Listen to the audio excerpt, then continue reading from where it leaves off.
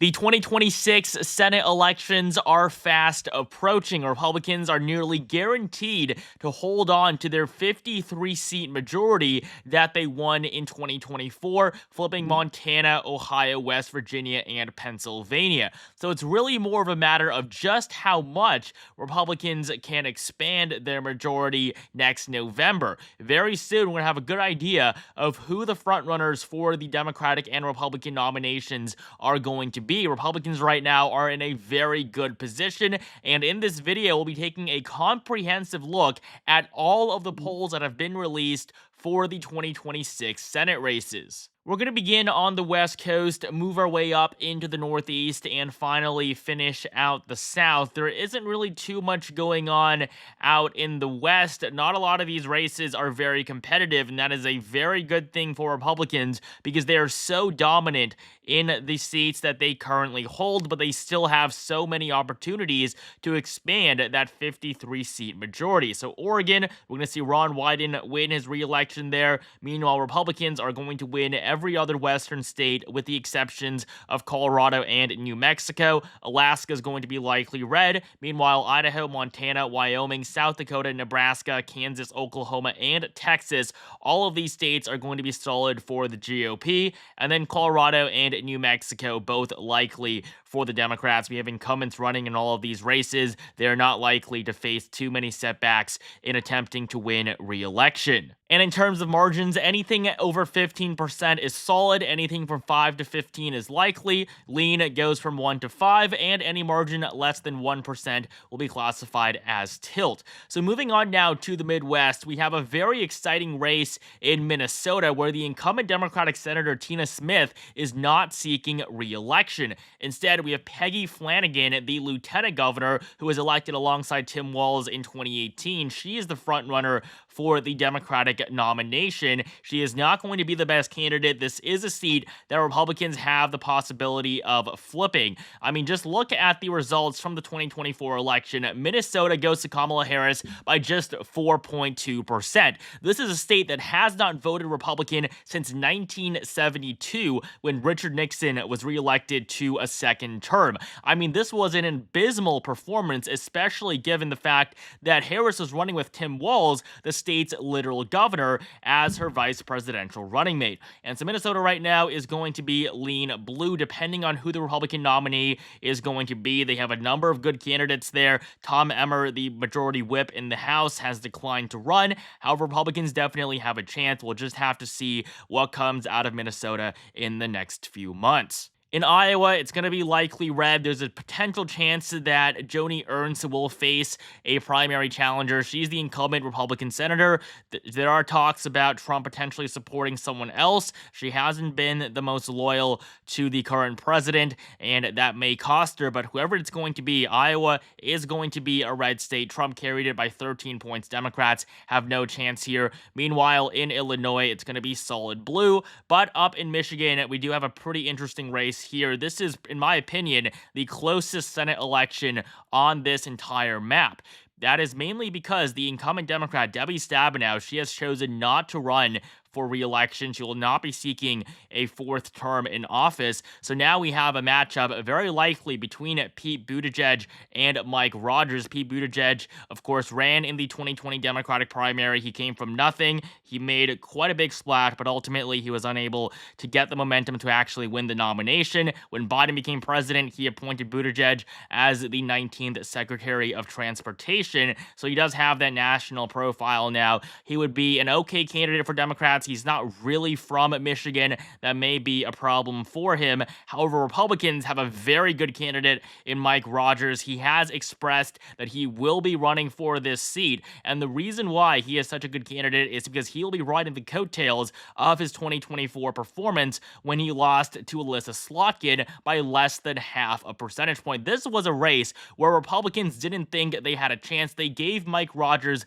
absolutely no money, and somehow he only lost lost by a third of a percentage point. Mike Rogers is the best candidate for this race. Republicans are very lucky that he has chosen to run, and if he is the nominee, I can see him actually defeating Pete Buttigieg. Looking at the polling average right now, Mike Rogers is ahead. He's ahead by around 3 points. He leads 47-41 in a poll conducted in February. In a more recent March poll, this has Buttigieg up at 46, Rogers at 44. It's going to be a close race, but right now, based on the polling, Mike Rogers is ahead by a lean margin. Moving on down to Ohio, Jon Husted is the incumbent Republican. He was appointed after J.D. Vance became Trump's vice president. He assumed office on the 21st of January earlier this year, and he will be up for re-election in 2026. This is going to be a special election, but Jon Husted, he does not have too much to worry about right now, and this is against Sherrod Brown and Tim Ryan, the two best possible Democrats to run against him. Sherrod Brown, of course, just lost his seat in 2024. He was defeated by Bernie Moreno by 4 points. Sherrod Brown was the 3-term incumbent, and he has actually expressed interest, saying that he wants to return to the Senate. The other candidate is, of course, Tim Ryan. He lost in 2022. If you look at this race, it was pretty interesting. J.D. Vance versus Tim Ryan. Ryan's performance wasn't all that bad. J.D. Vance only carried it by 6.1%. And so in 2026, there's definitely a real possibility of Tim Ryan actually defeating Sherrod Brown in the primary. But right now, I would say Brown is slightly more popular among Democrats. He is older, though, and many Democrats do want younger candidates. But no matter who it's going to be, Jon Husted is in a strong position to win his re-election. He leads by 6 points over Sherrod Brown, ahead by 7 against Tim Ryan. The Buckeye State is going to be likely red. Just like in Iowa, there may be some exciting primary campaigns, but at this point, there's nothing to worry about there for the GOP. And just like Iowa, this is a state Trump carried by a double-digit margin against Kamala Harris. In Maine, Susan Collins will be running for re-election. This is always exciting. I mean, in 2020, she was supposed to lose by a double-digit margin to Sarah Gideon. However, in the end, she won by nearly a double-digit margin herself. It wasn't a close race. This was the biggest upset of the 2020 election. Susan Collins is very popular in Maine, especially given the fact that she is a Republican. And if she does decide to run for re-election, she has not signaled that she isn't. She is going to win a 6th term in office. Maine is going to be likely red at this point. And then down in Massachusetts, Ed Markey is facing re-election. He's 78 years old. He faced a primary challenge from Joe Kennedy III in 2020. He was able to survive that, but he may face another challenge from a Democrat more towards the center of the party. Ed Markey is very left-wing and is closely associated with Elizabeth Warren, the other senator from Massachusetts. Looking at the polls, I mean, things could be better for Democrats here. Ed Markey leads in the most recent poll by 2% against Charlie Baker. Baker, in a poll released last year, he was ahead by 6 points against the incumbent Democrat. Now, Charlie Baker, he has said that he is not intending on running for this seat, but when that comes from a politician, that doesn't really mean that much. He still could step in. That is what Republicans would want, ideally. He may even get the endorsement of Trump, who did also give an endorsement to Chris Sununu, even though they haven't really aligned very much over the last few years. Charlie Baker is the very popular former Republican governor of Massachusetts. He just left office 2 years ago, and right now he's the president of the NCAA. Whether or not he decides to leave that is still up in the air, but right now, with Charlie Baker not fully committed to this race, Massachusetts is going to be solid blue. He is really the only Republican that can win this race. If Baker isn't in it, Republicans don't really stand much of a chance. Now, for the rest of the Northeast, Democrats aren't going to have too much trouble here. Rhode Island and Delaware are going to be solid blue, New Jersey likely blue, and this is just mainly because of the dramatic shift the state has seen going from 2020 to 2024. I mean, Joe Biden carried it by 16 points in 2020. Just 4 years later, Kamala Harris wins it by just 6. We also have an interesting race in Virginia. Mark Warner is up for re-election. He's been there since 2009. He's serving with Tim Kaine, and he faces probably his toughest challenge yet. Glenn Youngkin, the governor of Virginia, he will be term limited. Governors in Virginia can only serve one consecutive term. He was elected in 2021. There will be a governor's race in 2025. However, Glenn Youngkin will not be able to participate in it, and this leaves room for him to run for the Senate in 2026. He declined to run in 2024. I mean, people don't really like their governors leaving them to run for Senate, and so Youngkin waited, and this is his chance. He's down by just 7 points in the polls. I mean, this doesn't really mean that much. It's a poll conducted that started last year. Glenn Youngkin at 38, Mark Warner at 45. Democrats will still be the favorite here with the incumbency, as well as the fact that Virginia does tend to lean blue ever so slightly. But if Glenn Youngkin can run just as good of a campaign as he did in 2021, he has a real shot. He is the first statewide elected Republican official since 2009. And so right now, even with Youngkin here, the race is going to be likely blue, a 7-point margin in favor of the Democrats, but this is definitely a key race to watch. And before we get to North Carolina and Georgia, we're just going to fill in the rest of the states here. West Virginia, solid red. In Kentucky, Mitch McConnell is retiring. He is, at this point, the only retiring Republican on this map, but it's going to be a Republican hold. We also have the GOP winning by solid margins in Tennessee, South Carolina, Alabama, Mississippi, Arkansas, and Louisiana. This gets them up to 52, and they will be at 53 with the addition of Florida, which I currently have as likely red. Ashley Moody, she was just appointed in 2025. She's filling the seat left vacant by Marco Rubio. She will be up for re-election. She will very likely win. I mean, just look at Trump's margin here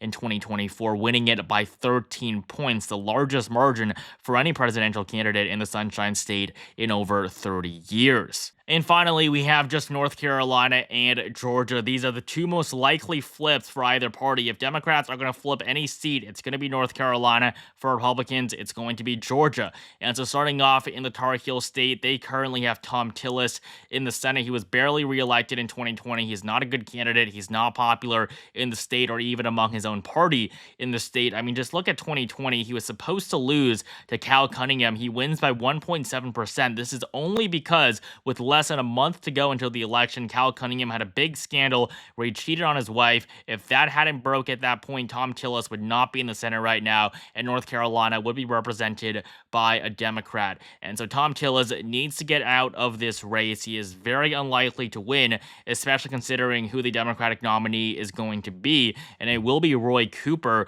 who just finished his second term as governor earlier this year. He's relatively popular in the state, elected first in 2016.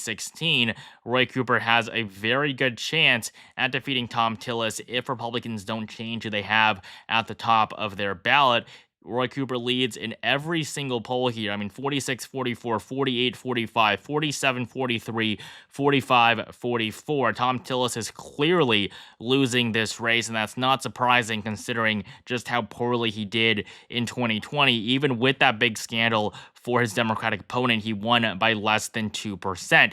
And so North Carolina is going to be lean blue right now. This is the Democrats' best chance at a flip, and they really have to take it. If Republicans don't get rid of Thom Tillis, they're basically gifting Democrats a seat there. Thom Tillis did even worse than Trump in 2020, and I mean, he had an opponent who was just so poor at the end of the campaign, and so Democrats, this is really where they need to be putting their funding if they want to win any seats at all. And finally, in Georgia, Jon Ossoff is running for re-election. He's very vulnerable here considering who the Republican candidate is likely to be. Now, Ossoff won his seat back in 2020. It was a pretty impressive victory for Democrats. This is what got them the Senate majority 5 years ago when Joe Biden came into office. And so Jon Ossoff defeated David Perdue. His career is over, but Brian Kemp, he has a very good chance at winning this seat.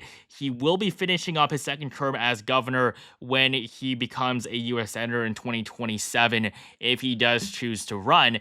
And looking at the polling, Republicans are doing pretty well here. Jon Ossoff versus a generic Republican, they are tied. Jon Ossoff versus Brad Raffensperger, the Secretary of State in Georgia. Jon Ossoff leads by 14 points. I mean, that's pretty good. But against Brian Kemp leads in every single poll. And this is with Jon Ossoff winning with the exact same samples against these other Republican candidates. If Brian Kemp wants a nomination, he is going to get it. He is a very popular governor, especially as a Republican there in Georgia, and he is very likely to win this seat if he does run for it. I mean, he leads by 3 points in the most recent poll, up by 7 in a previous one, and then up by 6. This isn't even a lean seat based on solely the numbers. Georgia is going to be likely Republican on this map. Jon Ossoff's career in the Senate may come to an end after just one term if Brian Kemp does indeed step into the race, and I would say right now there is a pretty good chance that he does. And so based on the data alone, Republicans right now are expected to expand their Senate majority this November. They have 54 seats here projected, Democrats at just 46. This would be a pretty impressive victory for the GOP in a midterm year after they just won the presidency. They're currently on track to flip both Michigan and Georgia, according to the polls. Meanwhile, Democrats are going to get North Carolina if Tom Tillis doesn't step down. And so this will be a gain, of course, from their 53 seats right now. And just based on everything that's going on, Donald Trump's popularity isn't an issue right now. He's much more popular than Joe Biden was going into 2022. And so 54-46, that is the final tally for this month's update. Thank you guys so much for watching. Make sure you like, comment, and subscribe right now if you enjoyed this video for more content just like this leading up to the 2026 midterms.